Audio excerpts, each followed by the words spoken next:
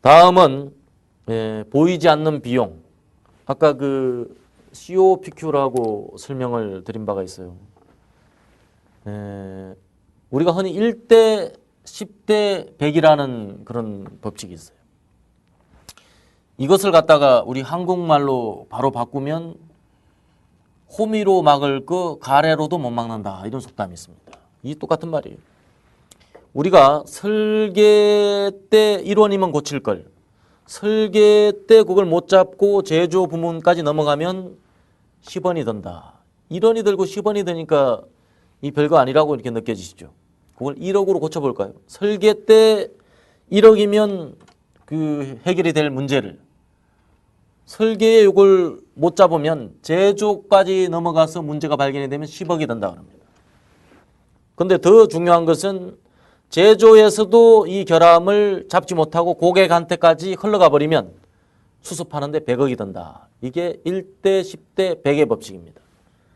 그래서 모름지기 식스시그마의 활동은 1대 10대 100이라는 원칙에서 우리가 문제를 미연에 예방할 수 있으면 1억이 될 걸, 예방하지 못하고 평가해서 잡으려고 들면 10억이 됩니다.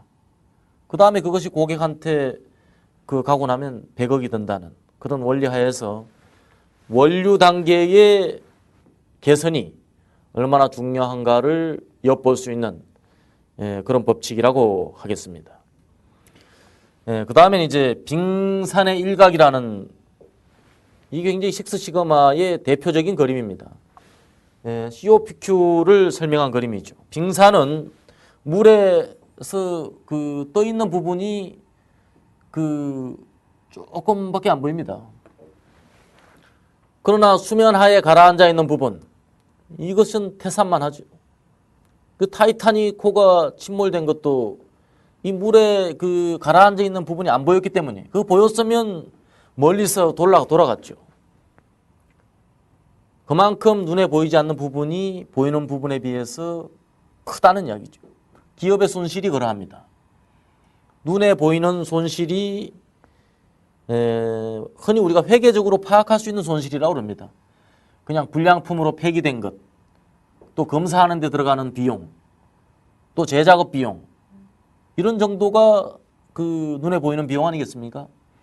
그런데 눈에 보이지 않는 비용, 잃어버린 기회, 고객을 잃어버리는 것, 눈에 보이겠습니까? 또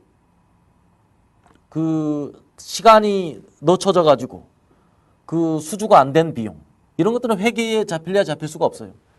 이것들을 갖다 우리가 보이지 않는 비용이라고 합니다. 그래서 흔히 회계적으로 파악할 수 있는 비용이 4 내지 6%라고 합니다. 이것은 매출액 대비. 그 다음에 회계적으로 파악할 수 없는 손실이 25%에서 35%에 달한다고 합니다.